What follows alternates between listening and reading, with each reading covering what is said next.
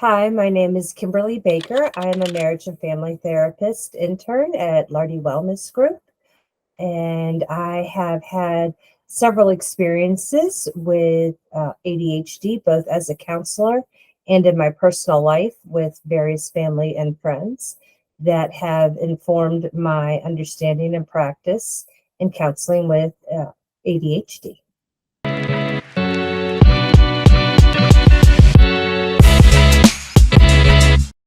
So let's get into the questions. So our first question is, what is it like to have ADHD? What it's like to have ADHD is an interesting question because it really varies from person to person. Some people have more of the attention deficit symptoms, and some people have more of the hyperactive symptoms. So you might see that a person has a hard time paying attention. They have a hard time remembering things. They're easily distracted, very poor memory. If they are hyperactive, it is extremely difficult for them to sit still.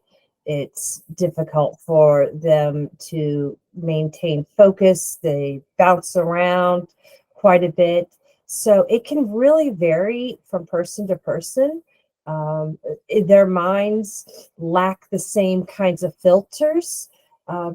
If you don't have ADHD, then people can kind of filter out and ignore all the external stimuli that's going on around. If a clock is ticking, or if an animal is moving around, or if a car goes by, right?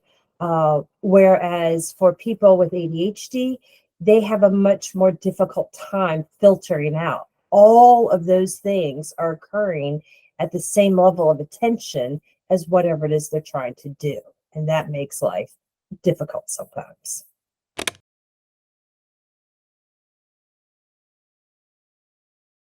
Okay. So how do people with ADHD think?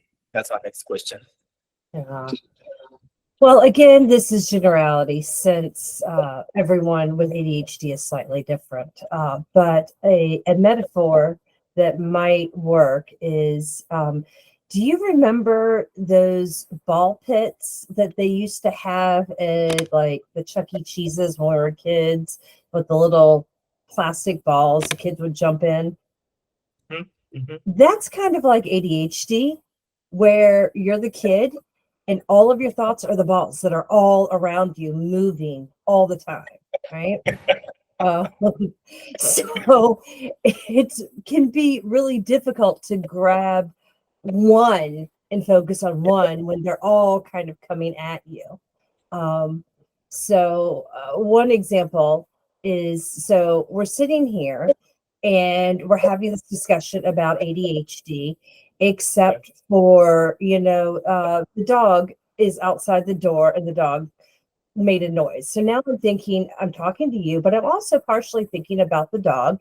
And that made me think, oh, I need to take the dog to the vet, which made me think of my schedule, right? And what I have going on this week, which reminded me that I wanted to go see a friend this week. Now I'm thinking about how is that friend doing, because that friend had been dealing with a breakup, which makes me think about my relationship, and on it goes, right? And that can be ADHD, and it can be several levels. So while I'm having that chain of thoughts, I'm still, trying to have this conversation, and I'm thinking about a song in the back of my head, or hearing a song in the back of my head, and then thinking about maybe I'm thinking about the fact that I'm cold or what have you. It's sometimes you are very focused. You are very focused on something, and then the slightest thing forces you to pivot to something else. And by the time you realize you are so deep down in an unrelated, like what they call a side quest these days. So yeah, in a whole different side quest doing something different. By the time you realize you've spent like 15 minutes doing something unrelated to the main task, and then you double back and focus on the main task. And the slightest thing again, you're deep down the rabbit hole. That's a Absolutely. good.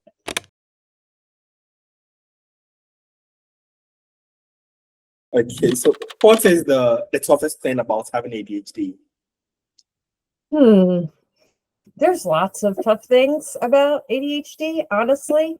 I think probably the hardest thing about for people with ADHD is being surrounded by people who don't get it. Right? That has got to be the toughest thing. To constantly be trying to fit into the normative world and expectations, with this disability or this, different way of thinking, and being expected and not being understood, balancing work and personal life, being hyper focused on specific tasks that make other things kind of go away, and it can affect your self-esteem. It can affect your self-worth, getting bored very easily. So there's lots of things that are tough about ADHD, getting your schoolwork done, cleaning. But I would say probably the toughest is really the lack of understanding from family and friends, from bosses. I totally agree. Not having the ones around you understanding what you're going through, and I think it's easier if they understand and not compensate, make room for that, or even at least try to understand. It's way harder when they don't understand and think you are not good enough or trying to be good enough. Right. That's hard. That's hard. Yeah. Okay.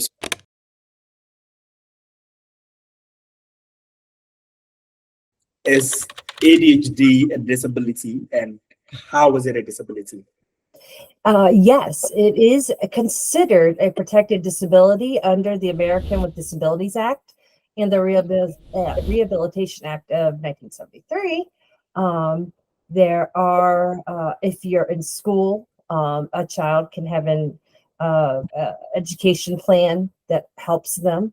How it's a disability is because of everything we've been saying, the difficulties that can ensue, the varying degrees. Some people have ADHD where they can easily medicate and continue on with life. Others have much more severe forms of ADHD that make those daily tasks extremely difficult. So it is a recognized disability. It means anything that doesn't allow you to function to the fullest is definitely a disability and should be considered as such, and measures put in place to help people with those disabilities. I totally agree there.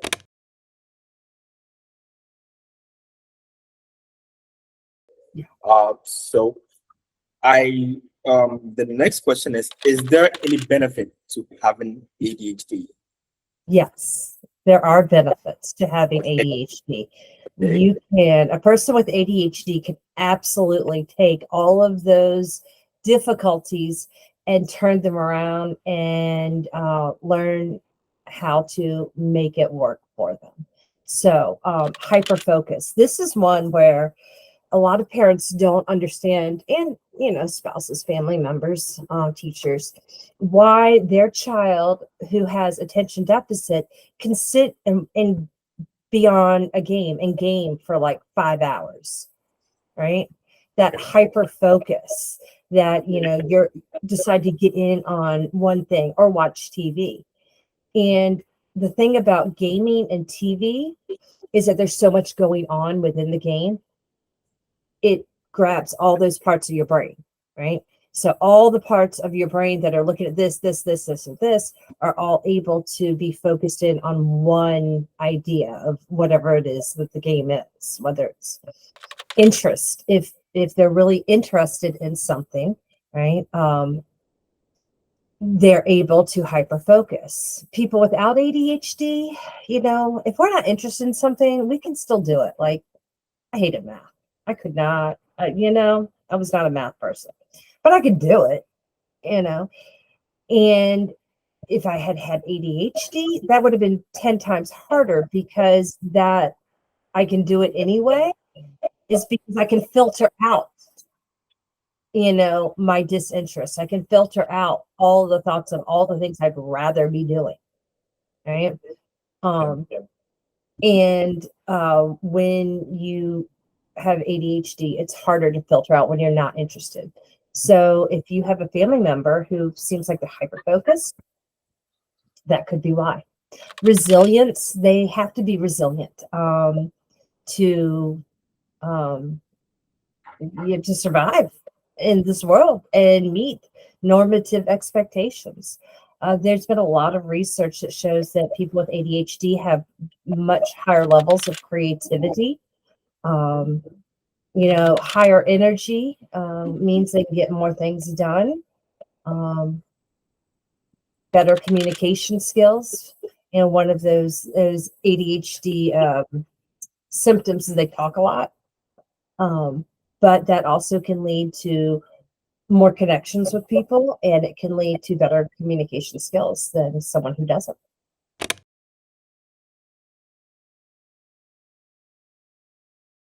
That makes sense. So how can someone tell if they have ADHD? How can I tell if I have ADHD? How do I not misconstrue something different from ADHD? I think the best way is really to do some research. There's lots of sites online that look at all the symptoms and kind of checklist yourself. There are online quizzes and online checklists. I've had people tell me that it's other people are more usually more aware than the person themselves. So, Okay. paying attention, if your teachers, your parents are like, maybe. And then you can checklist. If you hit, a majority of those symptoms and it's a consistent thing, not well, yeah, I'm like that sometimes. But if you're like, whoa, that's me like every day, every week, right?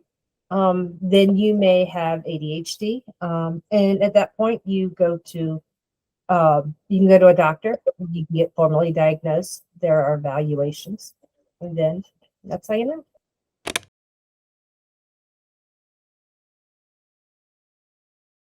Do people outgrow ADHD? Do as you grow older, do you lose the ADHD symptoms, or do you get better at managing them, or do they naturally just disappear? You don't really outgrow ADHD. It is the way the brain is wired. It's a neurodevelopmental disorder.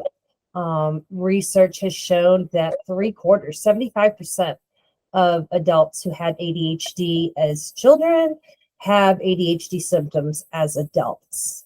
I think you don't outgrow it, but over the years, you can learn to manage it. You learn what coping skills work for you, what strategies work for you to be able to, maneuver in this normative world with ADHD. So many adults who seem like they've outgrown it have just really learned how to use those strategies. The longer you stay with something, the better you get at managing it. So it may seem like you have outgrown it, but I think it's still there, and you've just gotten better at what doesn't kill you only makes you stronger. So Yeah. yeah.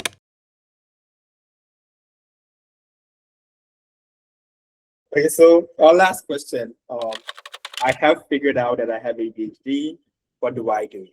I would, if it were me, I would suggest talking with your friends and family. I would, do a personal assessment. It also depends on your age. So if you're a child, you're talking to your parents. How much is it affecting your life? Are you not able to complete your schoolwork? Are you failing school?